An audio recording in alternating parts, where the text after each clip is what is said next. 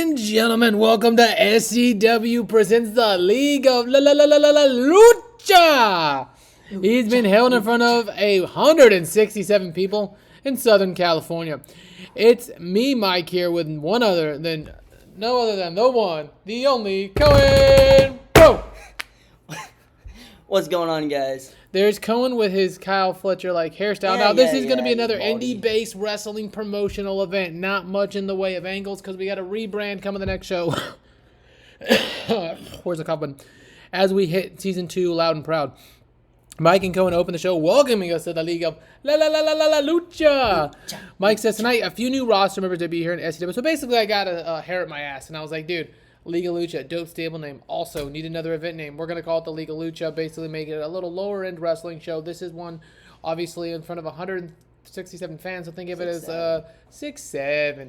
So think of it basically like the River show for GCW. It's not one of our bigger shows, but it's basically one of the shows we're putting on. Me and Cohen, per usual, we're just fucking extremely charismatic together. 57 out the gate.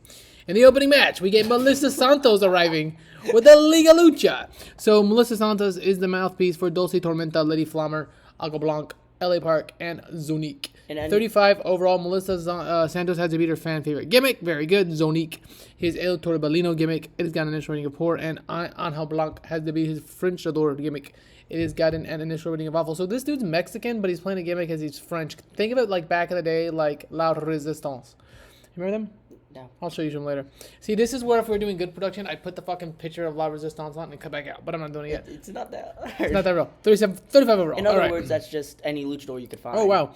And about that, I had good wrestling and a decent reaction from the crowd. Gabe Kidd defeated Zonic in 7:15 via submission. No, it was actually. Oh. Gabe Kidd makes number 7 champion. I don't really understand why it's a 70 overall, though. Because Zonic's amazing. Let's see. Andy was off his rotation game. Notes. Regular, Gabe the victor. Submission, booking dirt sheet. Selling, good momentum. I'll see. Zonic, high morale. I'll see. I've never really clicked this. What? All right, well, I guess Gabe Kidd's just that guy. 70 overall. All right, another match of League of Legends. Yep, it's going to be a very... And about that, had subpar wrestling and audience. I think Angel Blanc defeated Excalibur in 7:39 with a 450 splash. Now, 43 overall. Also, dude... I know you like the mask. Here's the thing. So these guys are just going to be a stable. It's kind of be like... Why are they fighting each other? It's going to be like... Well, no, they're not. No, not these guys are in a stable. I'm saying the League of Luchas. Yeah, the League of Lucha. The League of Lucha is going to be a fun stable. They're not going to be spoke super heavy, but I wanted a cool luchador-esque stable, and I think it's fun. Any luchador. You had an excuse to put all the lucha people in the... To make more... It's pretty much just LWO. You just want to be racist. Well, here's one. And about that, had great wrestling and a decent reaction. Joey Janela, Mance Warner, and Gino Medina defeat Eddie Kingston and Big and Bad when Gino pinned Matt Tremont with a quick cradle. 68 overall, 59 and 41. Stackhouse, Matt, Eddie, Gino, Mance, and Joey dropped to 57, 71, 56, 45, 73, and 52. Kingston's off his game. Well, fuck you, Eddie Kingston. You're giving me shitty performances since we took the strap off you. No more pushing you to the moon. The Mancer again benefiting from a hot new move. 68 overall, Cohen. All right, next up, and about that had subpar wrestling and LA Park Jr. defeated LJ Cleary in 8:22 by pinfall with a corkscrew body block. This match was designed involving on hot spots. 38 overall, total 33 and 13 for the wrestling in the crowd, with a LA Cleary and LA Park posting a 37 and 28. Now, I'm not bringing down the type of wrestlers I have, but what I am going to do is I'm going to go and I'm going to cap myself at tiny, so I can't go above 35 until I'm going to let myself go above 35. Once everyone gets to 35, I'm going to cap it once I get a couple guys signed to long-term contracts that I want, because we did grow in size to small. I don't want to deal with the regional battles right now, and to be completely honest, I just want to stay kind of more local indie-ish. I may cap it to actually small. I might change my mind. I might cap it to small, but I definitely am going to cap it. I don't want to really go above medium. No one's significant for you.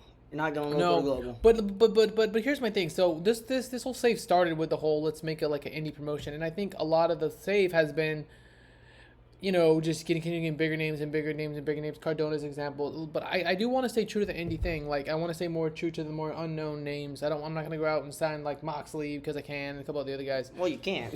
I can. You can sign Moxley. No, I can. And about that, superb wrestling and good heat. One called Manders defeated Gringo Loco, one half of Los Fantasticos Gringos by pinfall with a Dr. Bomb. The match was designed to be a car crash crazy style stunt show full of crazy moves and dangerous bumps. 77 overall. Now, I'm believing the segment ratings are high because we have over wrestlers in a smaller promotion doing crazy shit. I believe if we were like a medium or if we were a large company, these would be like 40s and 50s. 71 and 67 for Manders and Gringo. It doesn't average out when you look at the wrestling and crowds.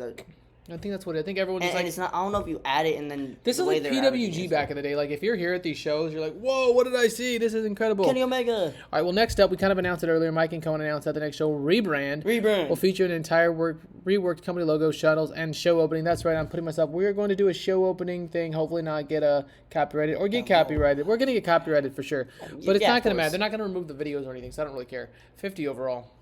All right, next up, but about that, a decent wrestling with little heat. The Liga Lucha, Dulce Tormenta and Lady Flammer defeated Lindsay Snow and Zoe Sky, the lady who Joey Gargano trained.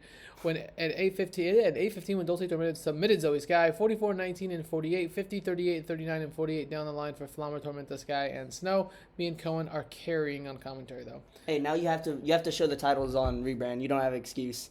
You must show the titles. I'll show them titles. And about that, a superb wrestling and good heat. El Fantasmo defeats Charles Mason and Atticus Cogar in 16-28 when Fantasmo... Let's start this over again. And about that, a superb wrestling and good heat. El Fantasmo defeated Charles Mason and Atticus Cogar in 16-28 when Fantasmo pinned Charles Mason with a CR2. Tell us a perfect story. Fantasmo carried the match. Man, 51, 60, and 78. A blown eardrum for your ex-champion. But we're going to change the name, and it's going to be coming in the rebrand. 51, 60, and 78. Well, we're not going to post the next episode until then. Fantasmo still public sport. They give like a 70 overall show. Oh, I'm the road agent. There you go, Cohen. Yes. A blown eardrum. Okay, so Fantasmo blew his eardrum. You got to get that checked out. Your show appeared worse because your live is... Oh, all right, so here's the thing. Now we're fucking fighting NXT, and we don't have... NXT. So NXT this is not even based in the Southwest. It doesn't matter. We're on their level. We're small. We're on TV like them. So now we're battling them like subsequently. Shouldn't they be a lot bigger? They're on the CW. They're affiliated with WWE. But the problem is they have maxed out broadcasting. Yeah, because they're in WWE. Right. So why do they matter? We're just going to hits and hits and hits. So it's kicking our show overall ratings down. We had a 70 last show, Cohen. But until next time, which isn't now, this was Mikey Bro wishing you a glorious rest of your day with Cohen Burlett. Well, let's try that again. Until next time, it's me, Mikey Bro, wishing you a glorious rest of your day. And if you're one of those 167 people from the Southwest watching the Liga Lucha not me. And a fake internet stream, we thank you. And from the Island Boys, we'll see you next time. No!